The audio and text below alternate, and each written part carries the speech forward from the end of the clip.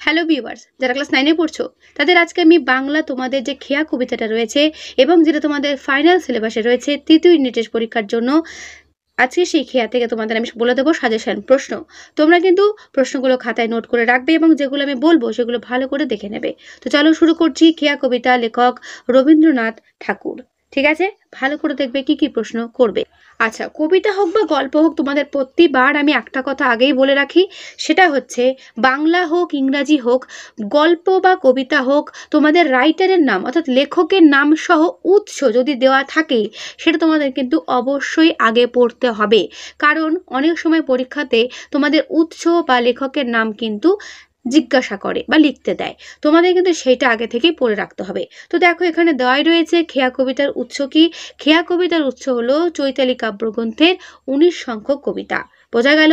যদি মনে না থাকে, যেখানে খেয়া কবিতা তোমাদের বইয়ে রয়েছে সেই কবিতাটার ওপরে উৎস বলে কোনায় লিখে রাখতে পারো তোমাদের পড়ার সুবিধার জন্য। বুঝতে পারছো? চলো প্রথম প্রশ্ন, খেয়া কবিতায় নদীর দুই তীরে কি আছে? উত্তর দেখে নাও। খেয়া কবিতায় নদীর দুই তীরে পরস্পরের পরিচিত দুটি গ্রাম আছে। আছে জানাশোনা, কাদের মধ্যে জানাশোনা রয়েছে? উত্তর দেখে নাও। গ্রামের মধ্য দিয়ে বয়ে চলা নদীর দুই তীরের মানুষদের মধ্যে জানাশোনা রয়েছে। একেই কবি দুই তীরের দুই গ্রামের জানাশোনা বলেছেন। বোঝা গেল? এরপরে প্রশ্ন, খেয়া নৌকা বলতে কি বোঝায়? উত্তর দেখে নাও। নদী বা বড় জলাশয় পারাপারের জন্য ব্যবহৃত ছোট নৌকাকে খেয়া নৌকা বলা হয়ে থাকে। তারপরে প্রশ্ন, পৃথিবীতে নতুন নতুন কি গড়ে ওঠে? উত্তর দেখো, পৃথিবীতে নতুন নতুন ইতিহাস অর্থাৎ সামাজিক ও রাজনৈতিক পরিবর্তনের কাহিনী ও ক্ষমতা বদলের গল্প গড়ে ওঠে। সকাল হইতে সন্ধ্যা করে আনাগোনা। কে আনাগোনা করে? সকাল থেকে সন্ধ্যা দুই গ্রামের মানুষের খেয়া পার করে আনাগোনার কথা বলা হয়েছে। ঠিক আছে। খেয়া কবিতায় বাস্তব সভ্যতার কি গড়ে ওঠে? উত্তর দেখে নাও। খেয়া কবিতায় বাস্তব সভ্যতার নব নব তৃষ্ণা ক্ষুধা উঠে আসে। তারপর, সভ্যতার নব নব কত তৃষ্ণা ক্ষুধা। কবি তৃষ্ণা ও ক্ষুধা শব্দ দুটি দিয়ে কি বোঝাতে চেয়েছেন? উত্তর দেখো, তৃষ্ণা ও ক্ষুধা শব্দ দুটি দিয়ে কবি সভ্যতার অগ্রগতির সঙ্গে সঙ্গে মানুষের বেড়ে যাওয়া চাহিদাকে বুঝিয়েছেন। তারপরে প্রশ্ন, দুহা পানি চেয়ে আছে, কারা পরস্পরের দিকে তাকিয়ে আছে?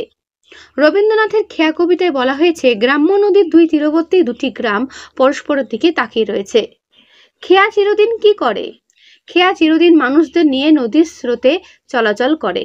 এরপরে দেখো 3 নম্বর প্রশ্ন, খেয়া নৌকা পারাপার করে নদীর স্রোতে। খেয়া নৌকা কোথায় পারাপার করে? এর মধ্য দিয়ে কবি কোন ছবি তুলে ধরেছেন? দেখো, রবীন্দ্রনাথ ঠাকুরের খেয়া কবিতায় খেয়া নৌকা নদীর দুই কূলের দুটি গ্রামের মধ্যে মানুষকে এক পার থেকে অন্য পারে নিয়ে যাওয়ার জন্য পারাপার করে। বোঝা গেল? উদ্ধৃত পঙ্ক্তিটির মধ্য দিয়ে কবি বা গ্রাম বাংলার মানুষের সহজ সরল সাধাসিধে জীবনযাত্রার ছবি তুলে ধরেছেন। কবিতার গ্রাম দুটো সারা বাংলার পল্লী সমাজের ছবি তুলে ধরে পাঠকের সামনে। মানবিক সম্পর্কের উপর ভিত্তি করে গ্রাম বাংলার মানুষের জীবন এগিয়ে চলে। নদী পারাপারের নৌকোটি এখানে সেই দুই পাড়ের মানুষকে আত্মীয়তার সম্পর্ক বেঁধেছে। খেয়া নৌকা এখানে মানুষের সঙ্গে মানুষের সুস্থ স্বাভাবিক সম্পর্কেরই একটি যোগসূত্র। বোঝা গেল? তারপরে প্রশ্ন, কেহ যায় ঘরে কেহ আসে ঘর হতে। এই পঙ্ক্তির মধ্যে দিয়ে কবি কি বুঝিয়েছেন? দেখো, আলোচ্য পঙ্ক্তিটি রবীন্দ্রনাথ ঠাকুরের খেয়া কবিতা থেকে নেওয়া হয়েছে। এটা তো কমন লাইন, প্রত্যেকটা অ্যান্সার লেখার সময় এটা তোমাদের লিখতে হবে যে লাইনটা কবিতার এই জায়গা থেকে নেওয়া হয়েছে বা এই কবিতার অংশ। এই কবিতায় কবি নদীর দুই পাড়ে দুটো নাম না জানা গ্রামের মধ্য দিয়ে শান্ত স্নিগ্ধ বাংলার পল্লী সমাজে ছবিকে তুলে ধরেছেন। সেখানে জীবনযাত্রা অনেক সহজ সরল, মানুষের সম্পর্কে অনেক নিবিড়। গ্রামের সাধারণ মানুষ খেয়া নৌকা করে কেউ কাজ ছেড়ে ঘরে ফেরে, কেউ বা ঘর থেকে বেরিয়ে কাজে যায়। এরা যেন পৃথিবীর অকৃত্রিম জীবনধারার বাহক। বোঝা গেল? পৃথিবীতে কত দ্বন্দ্ব, কত সর্বনাশ, এ কথা বলতেই কবি কি বোঝাতে চেয়েছেন দেখে না ভালো করে। খেয়া কবিতার উদ্ধৃত পঙ্ক্তিটিতে কবি রবীন্দ্রনাথ ঠাকুর নাগরিক জীবন ও গ্রাম জীবনে দুটি তুলনামূলক ছবি পাঠকের সামনে তুলে ধরেছেন। দেখো, প্রত্যেকটা উত্তর কিন্তু ঠিক একই ধরনেরই। নাগরিক জীবন ক্ষমতা দখলের লড়াইয়ে উত্তাল, রাষ্ট্রনায়কেরা সেখানে আত্মপ্রতিষ্ঠার লড়াইয়ে ব্যস্ত।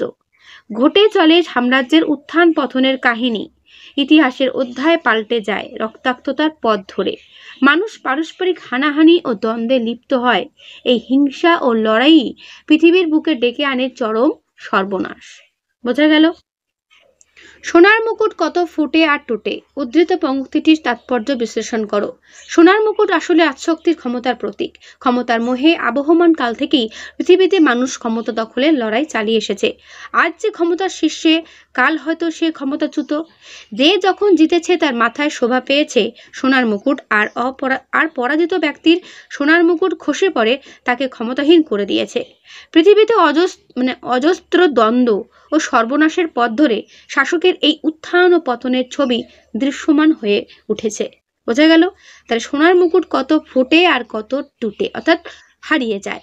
কেউ হয়তো সোনার মুকুট পরে, আবার কেউ হয়তো সোনার মুকুটটা হারিয়ে ফেলে। এই লাইনের মধ্যে দিয়ে কবি কি বোঝাতে চেয়েছেন? ইম্পর্টেন্ট প্রশ্ন কিন্তু। 2 তীরে 2 গ্রাম আছে জানাশোনা, এই জানাশোনার অন্তর্নিহিত অর্থ বুঝিয়ে দাও। খেয়া নৌকা 2টি গ্রামের মধ্যে চলাচল করে। তার সেই চলাচলের সূত্রে 2টি গ্রামের মানুষেরা এক জায়গা থেকে অন্য জায়গায় যায়। কেহ যায় ঘরে, কেহ আসে ঘর হতে। এভাবে তাদের মধ্যে সম্পর্ক তৈরি হয়। সকাল থেকে সন্ধ্যা মানুষের এই আনাগোনা চলতে থাকে, যার মধ্যে দিয়ে নির্মল গ্রাম জীবনের সহজ সরল সম্পর্কের ছবিটাই স্পষ্ট হয়ে যায়।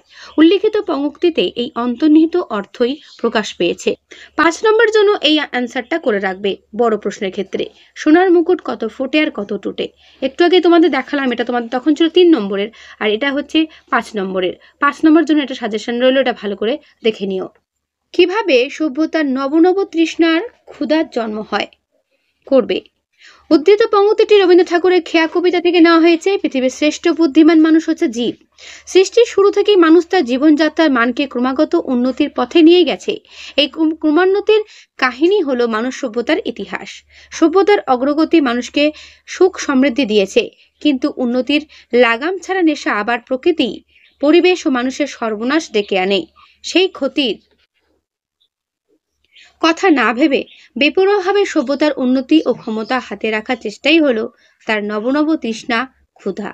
দেখো কত সুন্দর করে লিখেছে। তোমরা কিন্তু এখন উঁচু ক্লাসে উঠেছ, লেখার যে ধরন তোমাদের কিন্তু এখন চেঞ্জ করতে হবে। যে যত গুছিয়ে লিখতে পারবে তার নাম্বার তত বেশি ভালো হবে। তাই প্রত্যেকে বলবো এই উত্তরগুলো পড়ে নিয়ে গিয়ে নিজের মতো করে লেখো। ঠিক আছে? এই যে ভাষাই তোমাদের লিখতে হবে এর কোনো মানে নেই। তুমি তোমার ভাষাতে উত্তর লিখতে পারো, কিন্তু লেখার ধরনটা যেন একটু আলাদা হয়, বাট স্ট্যান্ডার্ড হয়। ঠিক আছে? এই খেয়া চিরদিন চলে নদীর স্রোতে, উদ্ধৃতিটির তাৎপর্য বিশ্লেষণ করো। খেয়া কবিতায় কবি কৃত্রিম ও জটিল নাগরিক জীবন এবং সহজ সরল ও সাদা সিধে গ্রাম জীবনের ছবি পাশাপাশি তুলে ধরেছেন। একদিকে তিনি দেখিয়েছেন সভ্যতার গর্বে, ক্ষমতার অহংকারে ক্ষতবিক্ষত রক্তাক্ত নাগরিক জীবনকে, আর অপরদিকে দেখিয়েছেন নগরের কোলাহল থেকে দূরে আবহমান কাল ধরে গ্রাম বাংলার প্রকৃতির কোলে শান্ত স্নিগ্ধ গতিতে বয়ে চলেছে মানুষের জীবনধারা।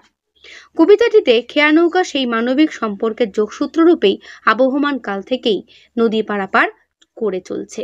বোঝা গেল? খুব সুন্দর করে দেওয়া রয়েছে। খেয়া কবিতাটা তোমাদের খুব ভালো একটি কবিতা। যেহেতু তোমাদের ফাইনালি এটা রয়েছে, তাই তোমাদের প্রত্যেকে বলবো কবিতাটা ভালো করে আগে পড়ে নাও, তারপর তোমরা প্রশ্ন উত্তরগুলো পড়বে। দেখবে উত্তরগুলো ভালোভাবে তৈরি করতে পারবে। আর পড়ার যে টেকনিক তোমাদের যেটা আমি বলবো সেটা হলো, কবিতাটা পড়ার সময় তোমাদের কিন্তু কবিতার যে প্রধান সারমর্ম বা বিষয়বস্তু সেটা একবার বুঝে নিয়ে পড়া। ঠিক আছে? ওটা কিন্তু একবার দেখে নিয়ে তারপর তোমরা পড়ে নিও। এরপরে দেখে নাও 5 নম্বর প্রশ্ন। উঠে কত হলাহল, উঠে কত সুধা, কোন প্রসঙ্গে কবি এই মন্তব্যটি করেছেন? উদ্ধৃতির তাৎপর্য ব্যাখ্যা করো। ঠিক আছে? ভালো করে করবে। এটা তোমাদের কিন্তু 5 নম্বরের জন্য দেওয়া রইল। উত্তরটা তোমাদের আমি দেখিয়ে দিলাম। যাদের বই নিয়ে ভাবছো, চিন্তা করছো, তারা কিন্তু এখান থেকে উত্তরটা তোমরা পেয়ে যাবে। ঠিক আছে? আর যাদের বই রয়েছে তারা সেখান থেকে উত্তর করতে পারো, বা আমার এখান থেকেও করতে পারো। বাট প্রশ্ন আমি যেগুলো দিলাম সেগুলোই ভালো করে করবে। তো এই হলো তোমাদের পুরো খেয়া কবিতা সাজেশন প্রশ্ন, যেগুলো আমি দিলাম সেগুলো ভালো করে করো। পরীক্ষাতে এর মধ্যেই কমন পেয়ে যাবে। তো ভিডিওটা কেমন লাগলো অবশ্যই কমেন্টে জানিও। ভালো লাগলে লাইক করো, অবশ্যই বন্ধুদের কাছে শেয়ার করে দিও। যত পারো বন্ধুদের কাছে শেয়ার করে দিও।